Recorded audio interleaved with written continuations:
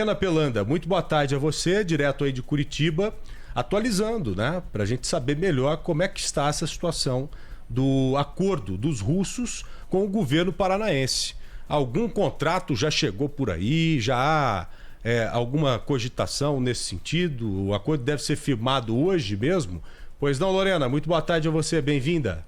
Ótima tarde a você, Joel, Ana Paula, Oi. aos ouvintes do Paraná e a Rússia, que devem selar daqui a pouquinho esse acordo para testar a eventual produção e distribuição da vacina Sputnik V, anunciada pelo presidente russo, Vladimir Putin, como esse primeiro imunizante aí capaz de proteger contra a Covid-19. Essa reunião em Curitiba está marcada para as 2 horas da tarde, portanto, daqui a pouquinho participam o governador do Paraná, Ratinho Júnior, o embaixador da Rússia no Brasil, Sergei Akupov, o Fundo Soberano Russo, a Casa Civil do Paraná e o Tecpar, que é o Instituto de Tecnologia do Paraná.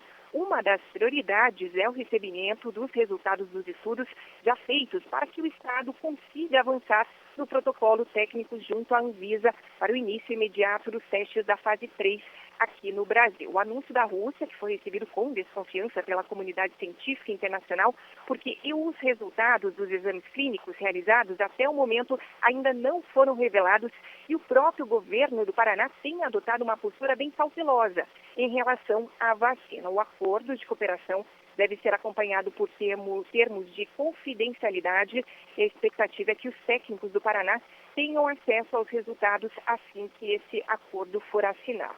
Essa é considerada uma etapa fundamental, assim como a transferência da tecnologia usada pelo Instituto Gamaleya de Moscou. Todos os detalhes devem ser negociados daqui a pouquinho. O Paraná pretende iniciar o quanto antes os testes clínicos da vacina, na chamada fase 3, que analisa a eficácia e o nível de proteção. Isso depende de uma autorização da Anvisa, Agência Nacional de Vigilância Sanitária, e do Comitê de Ética em Pesquisa vinculados ao Ministério da Saúde.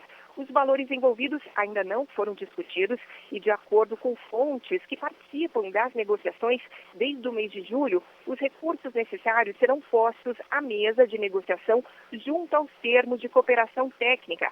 A Rússia busca parceiros que sejam capazes não só de testar, mas também de produzir e distribuir a vacina. E nesse cenário, o Paraná poderia entrar como um possível polo para a América Latina, embora o Tecpar ainda não saiba estimar qual seria o eventual capacidade de produção do Instituto Paranaense. Quanto aos prazos, também não há oficialmente nenhuma previsão. Extraoficialmente, fontes confirmaram que dificilmente o Paraná avance em nível de produção neste ano. Em um primeiro momento, estima-se que o imunizante, caso aprovado, possa ser produzido a partir do primeiro trimestre de 2021. E, Lorena, vocês já tiveram algum acesso aos termos desse acordo? Se está prevendo, por exemplo, realização de testes? Por quanto tempo? Porque ainda faltam os testes da fase 3, né? Algo foi mais detalhado já ou somente depois dessa reunião? Não, nada foi detalhado e provavelmente o governo do estado vai se pronunciar após esse acordo e passar mais detalhes. Mas, por enquanto, o governo do estado também não se pronunciou a respeito desse acordo que será firmado daqui a pouquinho. E você acabou de colocar que há um acordo de confidencialidade, né? Então. O que envolve isso? Será que nada será divulgado? É claro que a Anvisa terá que ter acesso. A Anvisa terá que ter acesso ao documento. Mas a Anvisa não participa dessa reunião, né, Lorena? Não. Apenas o governador do Paraná e o embaixador também da Rússia. Tá. Pois é, mas depois a Anvisa terá que ter acesso a esses documentos para autorizar o uso aqui no Brasil. E eu estou pensando aqui, Ana Paula, Lorena e querido ouvinte. Veja, se tudo correr bem e a Anvisa autorizar, nós poderemos ter a vacina pronta aqui no Brasil, a vacina russa, no início de março. Foi isso que você disse, né? Até o primeiro trimestre de 2021.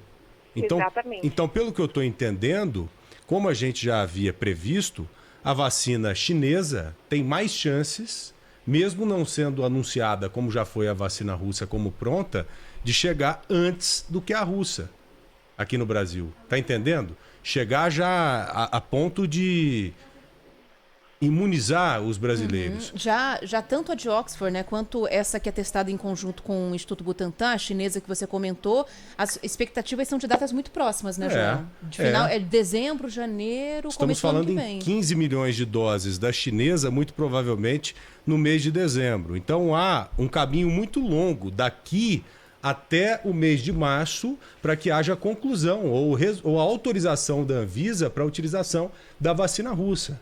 O Vladimir Putin está falando que vai vacinar médicos na Rússia daqui a 2 semanas já, né? Eu vi isso, eu vi. Agora, eu tomei conhecimento de algo que até então não tinha visto nada, Ana e Lorena. Vocês já ouviram falar de um tal de desafio humano?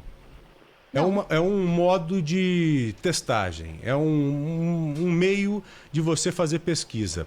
A Coronavac, por exemplo, essa vacina chinesa, vocês viram que há pelo menos 9 mil voluntários. Vários receberam a dose da vacina e outros vários receberam o quê? O placebo. Isso, que é uma vacina qualquer. Isso não é só contra a Covid. E uma pequena parcela dessas pessoas será infectada no dia a dia. Será infectada no dia a dia pelo coronavírus. Concorda? No desafio humano, que é discutido pela comunidade científica, alguns cientistas aceitam, outros não, todo testado ele recebe a doença também. Ele é infectado. Então, todos os testados são infectados também pelo coronavírus. Será que os russos não fizeram isso? Mesmo tendo uma quantidade reduzida de pessoas testadas, será que estas testadas não foram infectadas? Né? 38 bem pessoas. Reduzidas? Pode ser maior que isso. O que foi divulgado é 38. Mas a gente não sabe o que se passa lá dentro. Será que eles não pegaram um pequeno grupo, infectaram esse pequeno grupo, fazendo esse desafio humano e de repente chegaram à conclusão ali de que as pessoas infectadas conseguiram superar o coronavírus e chegaram à conclusão que a vacina realmente é eficiente, mesmo não tendo a certeza que ela não pode apresentar um efeito colateral muito grande? Não sei, viu? É por isso que eu estou curioso para saber, assim como você, nosso ouvinte, está curioso também em saber, como que os russos chegaram a essa conclusão. Como que eles conseguiram já findar esse trabalho de pesquisa e já colocar disponível a vacina russa, a Sputnik 5, né? Sputnik 5. Bom, Lorena, muito obrigado, viu, pelas suas informações. Um grande abraço, bom trabalho daí, até breve. Obrigado, um abraço, até mais. Até mais. Você entendeu esse papo aí, Ana? Não, eu entendi. Do desafio humano? Eu fiquei surpreso com isso. Fiquei bem surpreso com isso. E, inclusive, já há testes aqui no Brasil nesse sentido. É até uma pauta para a gente levantar e conversar com algum cientista, com algum entendedor do assunto, para sabermos dos riscos. E eu vi também ali que nesse desafio humano, você descarta, é claro, o grupo de risco.